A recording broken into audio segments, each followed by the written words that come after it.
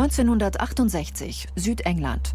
Dieser Fotograf, der uns den Rücken zukehrt, dem alles, was sich um ihn herum abspielt, gleichgültig ist Bernd Becher. Fotografiert von seiner Frau Hilla. Beide haben ein scheinbar einfaches Projekt in Angriff genommen. Ein Fotoinventar der industriellen Welt, die dabei ist zu verschwinden. Ihre Arbeit wird mehrere Generationen von Fotografen prägen. 2007, New York. Ein Foto wird für eine Rekordsumme von $3.300.000 versteigert. Der Fotograf ist Andreas Gursky, ein ehemaliger Schüler von Bernd und Hilla Becher. Die Geschichte der Düsseldorfer Fotoschule spielt sich zwischen diesen beiden Extremen ab.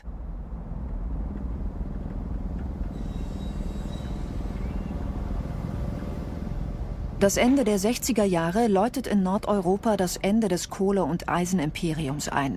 Nach und nach schließen die Stahlhütten und Minen ihre Tore. Gesellschaft und Landschaft verändern sich radikal. Um die Erinnerung an diese vom Verschwinden bedrohte Welt zu bewahren, halten zwei junge deutsche Fotografen, Bernd und Hilla Becher, die Industriebauten, die für den Abriss freigegeben wurden, systematisch in ihren Fotos fest. Sie durchqueren Deutschland, Belgien, Frankreich und England, um tausende Fotos von Hochöfen, Förder- und Wassertürmen zu machen. Ein einzigartiges Werk, das weit über eine Archivierung hinausgeht.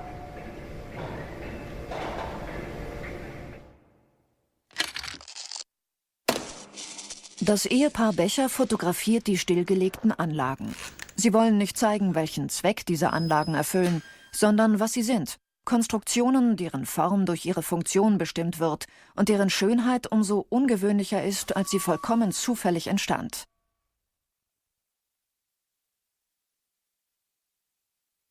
Es ist auch ein engagiertes Werk.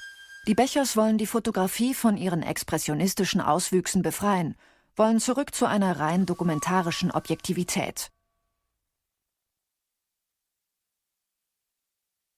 Um die Realität in ihrer unverfälschten Wahrheit und nicht durch die verzerrenden Prismen des Fotografen zu erfassen, folgen sie strengen Regeln.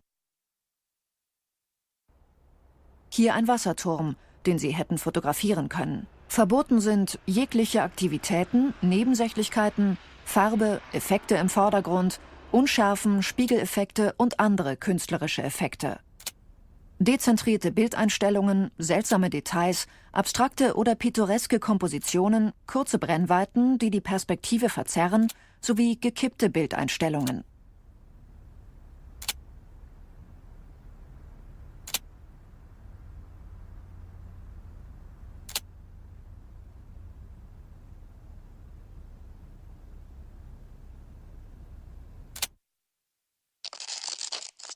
Das Objekt muss in Zentralperspektive aufgenommen werden. Um eine Verzerrung auszuschließen, muss der Fotoapparat auf der vertikalen sowie auf der horizontalen zentral positioniert werden. Die Fotos werden im Winter bei trübem Licht aufgenommen, um Sonne und die Interferenz der Schatten sowie Wolken am Himmel zu vermeiden, die den Hintergrund auf Kosten des Objektes verschönern. Kurz gesagt, Objektivität kann nur erreicht werden, wenn man auf alles verzichtet, was die subjektive Fotografie, wie sie damals genannt wird, ausmacht. Als Beispiel ein Bild von Otto Steinert, das diese Art der Fotografie verkörpert und auf dem einzig und allein das expressionistische Zusammenspiel der Linien und der Kontraste zählt. Die dokumentarische Strenge der Bechers geht auf andere Traditionen zurück. Auf die Tradition des Amerikaners Walker Evans und auf seine Frontansichten des Amerikas der 30er Jahre. Auf die Tradition von August Sander, den Fotografen der neuen Sachlichkeit der 20er Jahre, und auf seine Reihe von archetypischen Darstellungen der Menschen des 20. Jahrhunderts. Und auch auf die erkennungsdienstlichen Fotos, Frontal- und Profilaufnahmen. Nach diesem Vorbild fotografieren Bernd und Hilla Becher Gebäude wie dieses Kohlesilo aus 8 verschiedenen Winkeln, die jeweils 45 Grad auseinander liegen.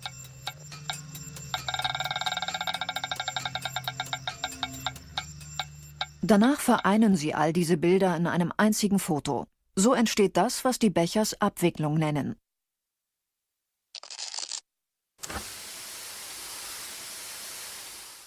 Auf anderen Bildern zeigen Bernd und Hilla gleichartige Gebäude wie diese Wassertürme, wie Insekten auf dem Brett eines Naturforschers aufgereiht. Das sind die Typologien. Unendlich viele Kombinationen sind möglich und die Eleganz der Komposition ist hier wichtiger als die wissenschaftliche Exaktheit. Ab den 60er Jahren werden diese Typologien als vollwertige Werke anerkannt. Bei der Biennale von Venedig 1990 erhalten die Bechers dafür den Goldenen Löwen, jedoch in der Kategorie Skulpturen. 1976 wird Bernd Becher als Professor für Fotografie an die Kunstakademie Düsseldorf berufen.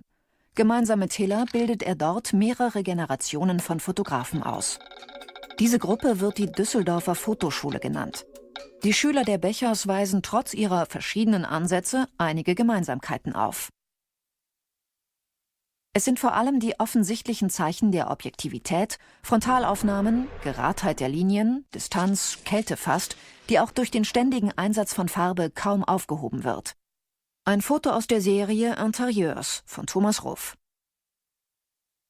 Die meisten von ihnen haben auch eine Vorliebe für grandiose Dekors, in der Mensch nur eine untergeordnete Rolle spielt.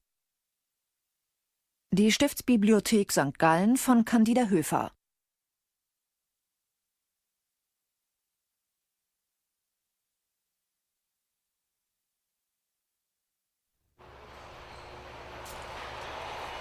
Schließlich ist es eine systematische Arbeit auf sehr großer Fläche.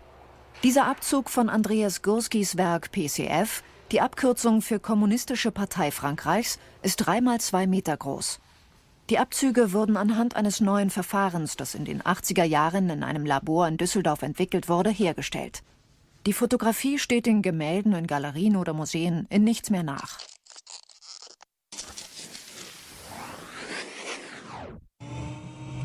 Die Schülerin der Bechers, die ihrer Lehre und der Schwarz-Weiß-Fotografie am treusten blieb, ist Petra Wunderlich mit ihrer Serie über die Kultstätten in New York. Der Fotoapparat ist auf die richtige Höhe eingestellt, der Parallelismus wird strikt eingehalten, die horizontalen und vertikalen Linien sind genau rechtwinklig. Bei ihr sind die Gebäude jedoch nicht isoliert wie bei Bernd und Hiller Becher. Die Fassadenbilder haben kein Volumen im Raum, sondern sind nur noch Oberfläche, die sich einzig und allein durch ihre zentrale Position von der völligen Flachheit des Bildes abhebt, auf dem architektonische Details, Graffitis und religiöse Zeichen aufeinandertreffen. Die Straßen sind ausgestorben. Nichts lenkt von der Komposition ab. Lediglich die Müllsäcke, die verloren auf dem Gehweg liegen, zeugen vage von einer menschlichen Präsenz.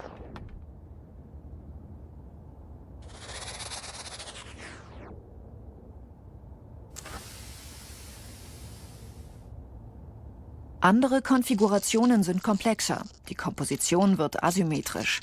Die Plakate im oberen Teil des Bildes unterstreichen das Flache und Ungewöhnliche der Collage. Hätte der Greater Bible Way Tempel in der Mitte gestanden, wäre alles einfach gewesen. Doch der Zufall wollte, dass er am Rand steht und die Fotografin dadurch zwingt, die gesamte Komposition zu dezentralisieren und den Blick auf die Straße und somit Tiefe einzubauen, damit das Bild des Tempels ein bisschen mehr Gewicht bekommt. Das wäre bei den Bechers unvorstellbar gewesen.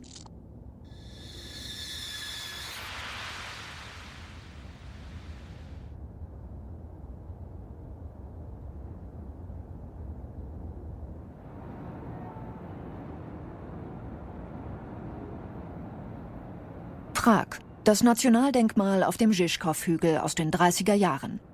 Während des Kommunismus wurden hier die großen Trauerfeiern der Partei abgehalten. Die Bechers haben sich immer auf die äußere Form der Gebäude konzentriert, als wären für sie das Äußere und die Objektivität unabdingbar miteinander verbunden. Candida Höfer hat diese Prinzipien auf Innenräume übertragen. Die Arbeit mit dem Objekt lässt eine Arbeit mit dem Raum zu. Die Frontalaufnahmen und der Verzicht auf Verzerrung kommen hier der monumentalen Strenge zugute.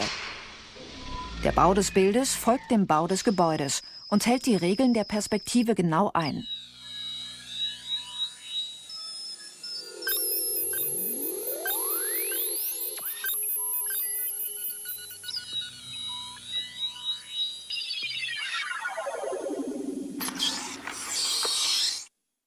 Diese stimmige Symmetrie ist jedoch nicht vollkommen. Jemand hat die Sitzreihen verschoben. Geringfügig nur, aber es fällt auf. Vielleicht die Fotografin selbst, vielleicht auch nicht.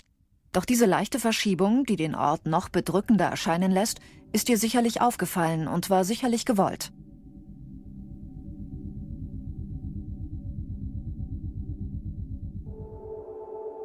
Auf diesem Foto von Candida Höfer wäre durch eine dezentrale Position das Gefühl für die Größe dieses Unterrichtsraumes des Collegium Helveticum in Zürich besser zum Tragen gekommen.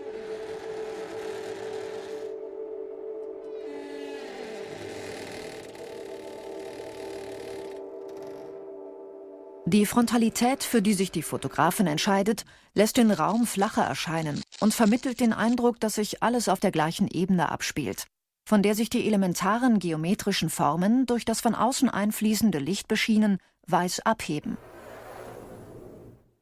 Rechtecke, ein Dreieck mit dem Stuhl an der Spitze, die Kreise der Lampen, die wie Luftballons im Raum schweben und diesem nüchternen Raum unerwartete Leichtigkeit und besonderen Reiz verleihen.